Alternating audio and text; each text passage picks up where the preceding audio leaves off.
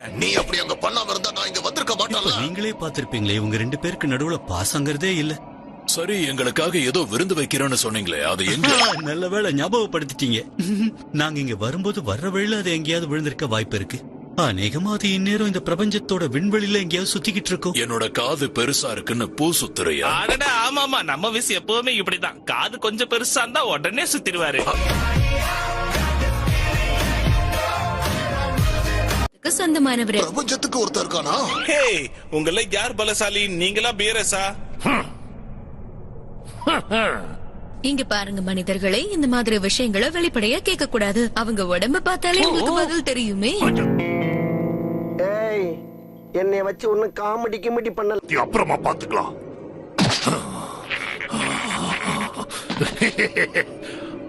அவன் கதவை உடைக்க வேண்டிய நேரம் வந்துடுச்சு.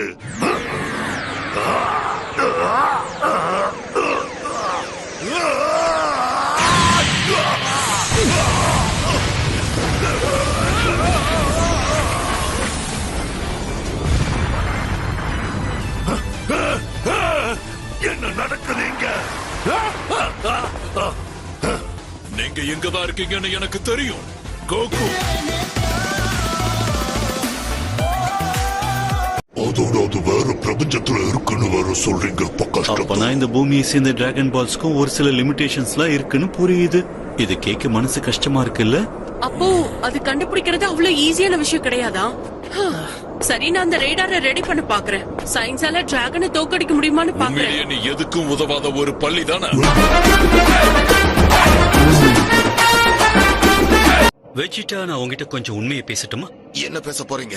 உன்கிட்ட என்னதான் வாரியருக்கான அசாத்தியமான தனித்திறமை இருந்தாலும் நீ கோகுவை விட ஒரு அடி பின்தங்கி தான் இருக்க. அழகா அசிங்கப்படுத்தினதுக்கு நன்றி.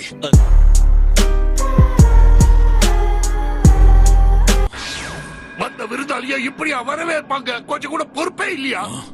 நீ சயன் இல்லையே. நீ யாரு? எங்க புள்ளிங்க எல்லாம் பயங்கரம், எங்களை பார்த்த தமன மயங்கி ஓய்ந்து. வாடா என் தங்கமே. இந்த நூடுல்ஸை எத்தனை முறை சாப்பிட்டாலும் இதோட சுவை தனிய மாட்டேங்குது.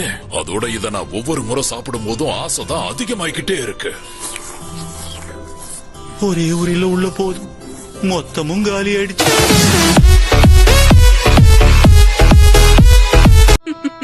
நாம இந்த பூமியில இருக்க டிராகன் பால்ஸ தேடி கண்டுபிடிச்சு ஷென்ரான கூப்பிட்டா அது எங்க இருக்குன்னு கேட்டுருவோம் அவர்கிட்ட. இது கூட நல்ல யோசனை. அற்புதமான யோசனை.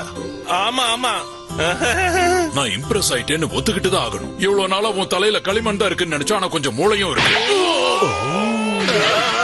நீங்க இப்படி கன்னத்துல அற வாங்கறத பார்த்து ரொம்ப நாள் ஆச்சு மயிலாட்.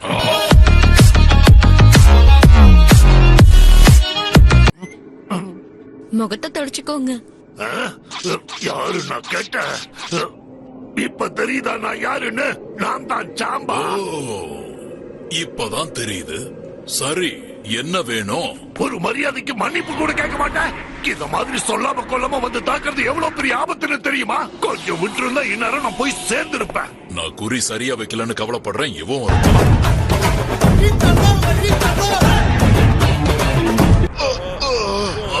என்னது அது? அடடா, என்ன கொடுமை இது! இப்படி சொல்லாம வரதே இவங்க பழப்பா போச்சு. அப்படின்னா அந்த வெடிப்பந்துல யாராவது இருக்காங்களா?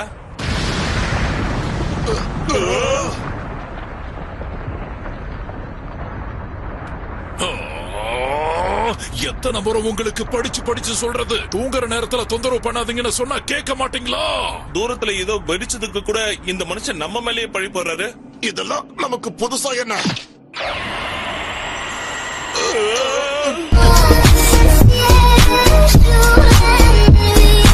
நல்ல பலசாலியா கேக்குறாங்க, சொல்லுங்க. ஆமா, உண்மைதான். அவன் பயங்கர சக்தி படைச்சவன். அப்படியே சொல்லிக்கிட்டே இருங்க. அவன் பார்க்க எப்படி இருப்பான்? அவனு பூமி சேர்ந்தவனா இல்ல வேற கிரகத்தை சேர்ந்தவனா? அவன் ஒண்ணு கடவுள் இல்லையே. ஏன் அமைதியா இருக்கீங்க? சொல்லுங்க.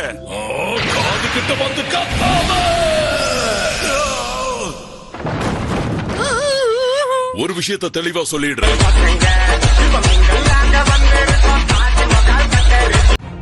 வேற என்ன? அந்த ஹைப்பர்போலிக் டைம் சாம்பரை யூஸ் பண்ணணும்னு ஆசைப்படுவேன். சரியா சொன்ன. நான் அதை ஏற்கனவே பார்க்க சொல்லிட்டேன். ஆமா உண்மைதான். நாளைக்குள்ள அவன் வேலையை முடிச்சிடுவான். எப்படி இருக்கு பிக்காலோ, எங்க கூட வரீங்களா? வம்ப விலை கொடுத்து வாங்கணுமா என்ன? உன் கூட வந்தாலே அது கண்டிப்பா பிரச்சனையில தான் முடியும். இதுக்கு பேசாம நான் பாழும் கிடத்துல போய் விழலாம், புரியுதா?